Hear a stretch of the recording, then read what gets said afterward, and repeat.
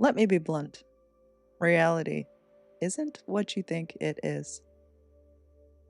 Because what's been showing up in your life isn't happening to you, it's happening from you.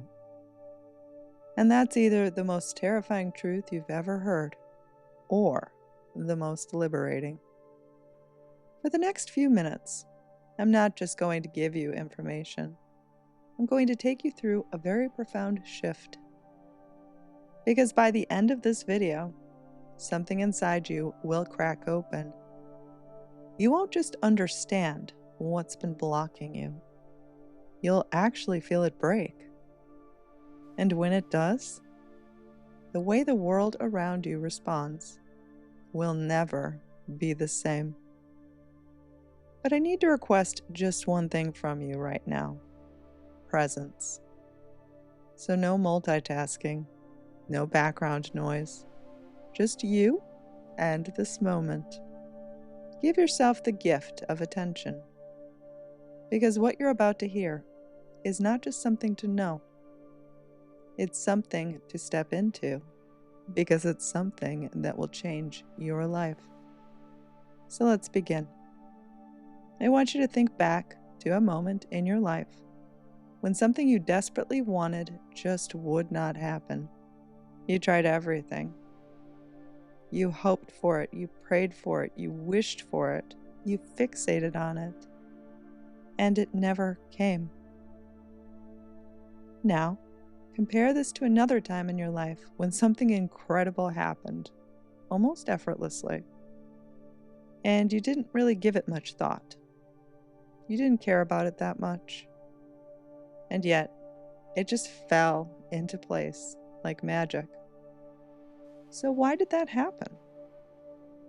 Why did the thing you obsessed over slip through your fingers and never arrive, while the thing you really didn't care about flowed into your life without any resistance whatsoever?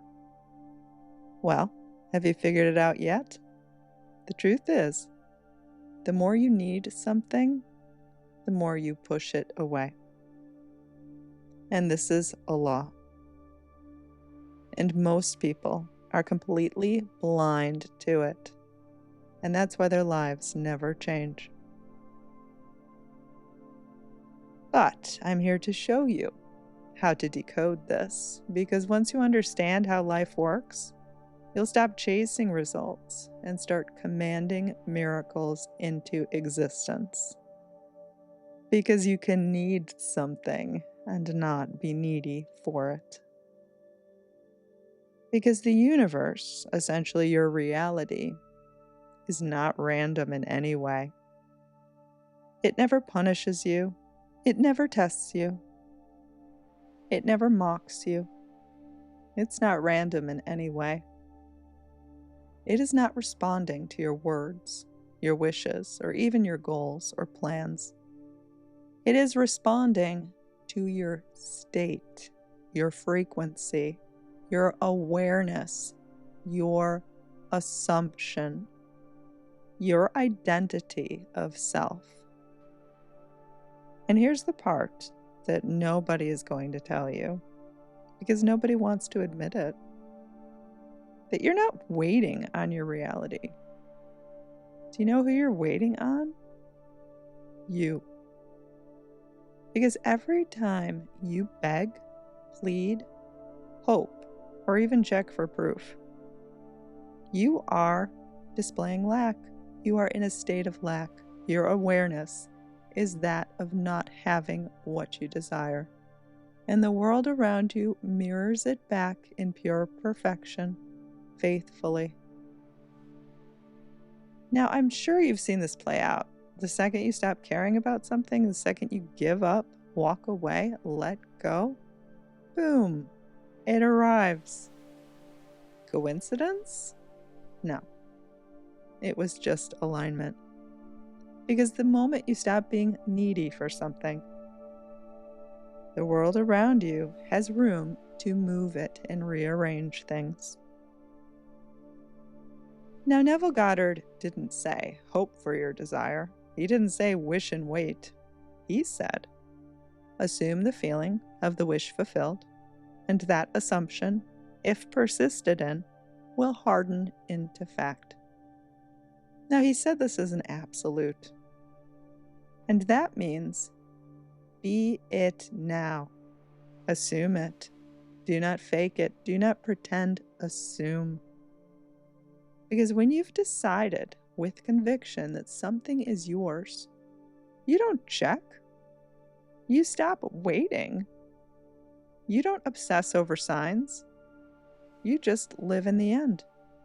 Because it's the most natural thing to do. And that's why doing nothing is so powerful. Because doing nothing does not mean indifference. It spells out pure belief and conviction. It's just a state of being. It means you've stopped interfering with the 3D. Because you'll never move the 3D in order to get the result you desire. You always have to move from within. And when you do this, you've stepped into the version of you who already has it, and that version already exists. You just need to choose it. And in that state, nothing needs to be forced or manipulated or physically moved by you. Everything will just start rearranging itself and aligning on its own. Your imagination is not just a creative tool. It's the very fabric of your reality. It's the blueprint. It's the coding language. It's the source of every version of you that exists. So here's what you need to do. Step number 1. Stop being so desperate and needy. Right now, whether you realize it or not, you're probably in I need this to happen mode. And that energy is repelling. It's pushing away everything you want instead of drawing it closer. You may even be affirming daily for the thing you want or visualizing it. But if you're also thinking, where is it? Where are the results? Why isn't it working? Then you're not in the state to receive. So here's my question to you. If you already had this, how would you feel? Yes, feel. Because feeling is the secret. Tell me, would you be anxious? No. Would you be scrolling TikTok for signs? No. Would you be checking your phone every 20 minutes or worse, every 2 minutes or 2 seconds? No. You'd be relaxed, certain, settled, satisfied. You'd walk differently, look in the mirror differently, breathe differently, feel differently. You'd respond to all aspects of life differently. And that energy, the knowing of this, is the magnet. And that's what draws it in. Because in this example, you are literally in a different state. Your posture would be different. Your voice would even sound different. No whining or complaining. Your vibration would smooth out and match the thing you seek. You wouldn't be waiting for the experience to show up. You'd be allowing it to match the frequency you're already living from. Step number 2, anchor the state. Now this is where most people fall off. Because even if they stop chasing and being needy for something, within hours, doubt. That little voice that says, but wait, where is it? Why isn't it here yet? What if this really doesn't work? And just like that, usually most people slip back into the old version of themselves, the version that is disappointed, frustrated, let down, because that version feels oh so more familiar. Now, what are you supposed to do in a moment where doubt tempts you?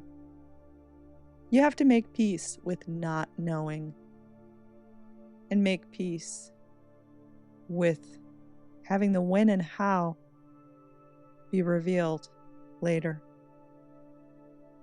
You make peace with not knowing when, or how. Because most people can fake detachment for a minute, but they can't let go of the timeline. They can't release the method.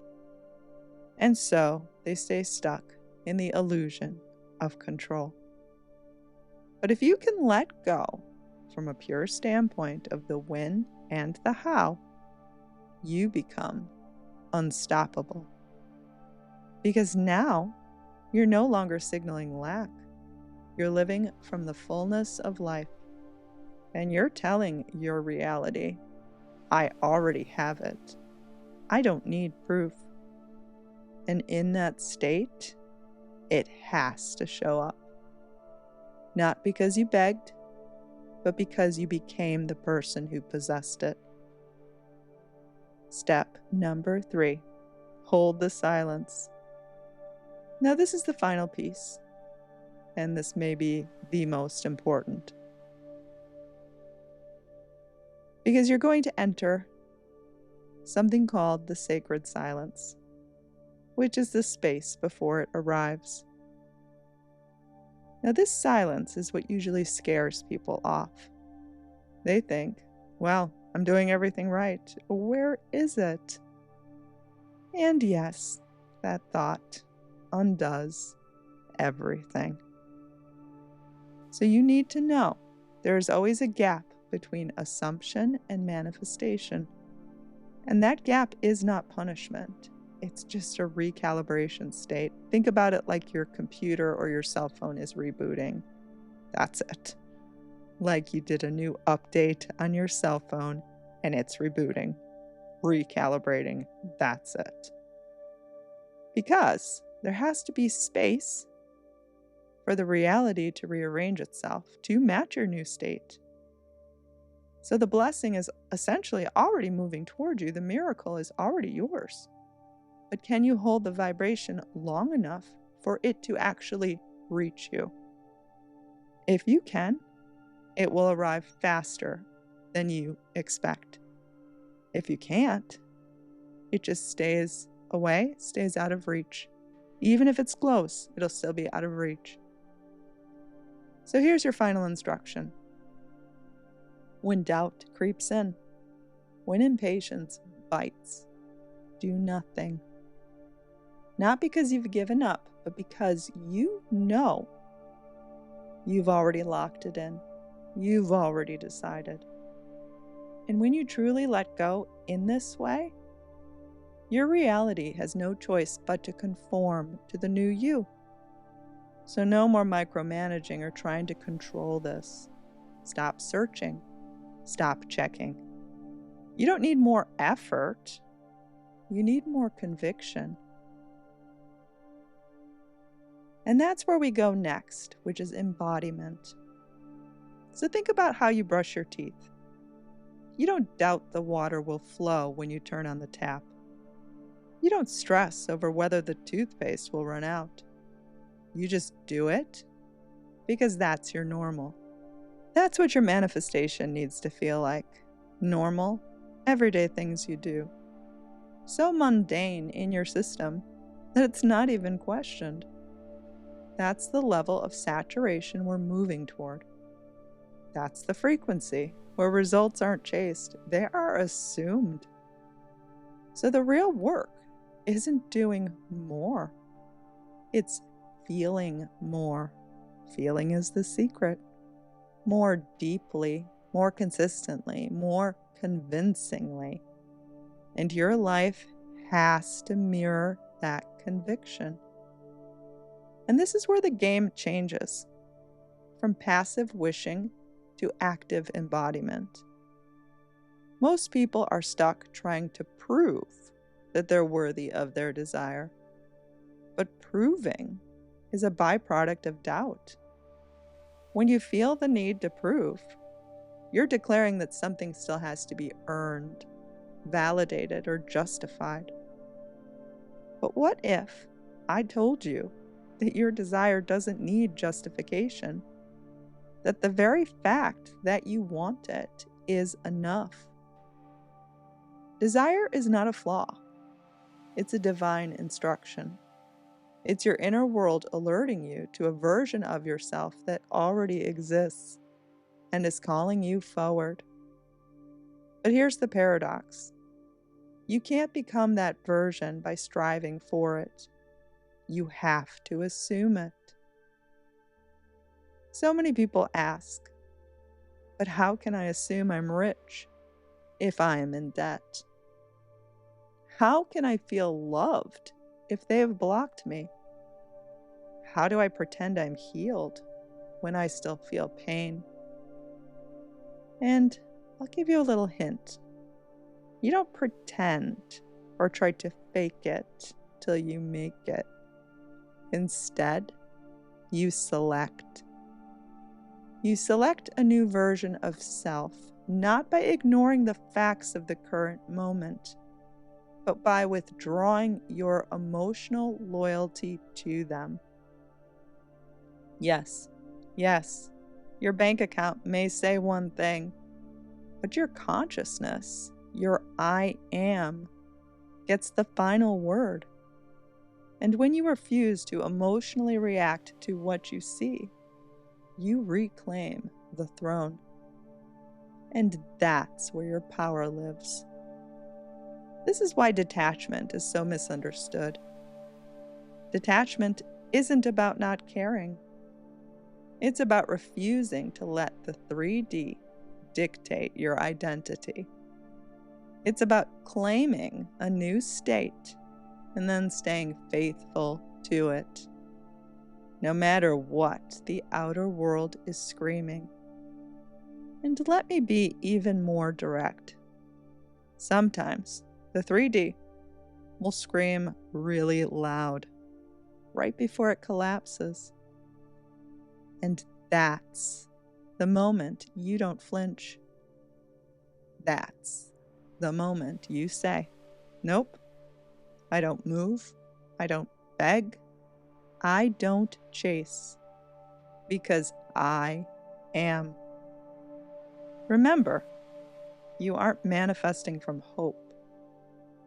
You are manifesting from authorship, and authors don't ask for permission. You don't need signs when you are the signal. You don't need proof when you've already decided. So instead of waiting for your reality to validate your worth, become the version of you who is already validated, already loved, already wealthy, already chosen. And then you just live. And reality has no choice but to recalibrate around you. So are you ready to stop manifesting from survival and start manifesting from identity? Because this shift changes everything. When you stop chasing, you become the one who is chased. When you stop waiting, life starts moving. When you stop begging, reality starts bending, quite miraculously too. So declare this, lock it in, and there's no going back, because everything you've ever wanted was only ever waiting for you. Now, if you're ready to take this even deeper, to be personally guided through shifting your identity and completely recoding your reality, I'd like to invite you to work with me one-on-one. DreamLifeByVeronica.com. And make sure you're subscribed, because in the next video, I'm going to reveal something huge. In the meantime, check out my recent video on understanding the Matrix. Not just the movie, but the real one. The one you're in right now, and how to bend it. Have an amazing day. May all your dreams come true. They were meant for you.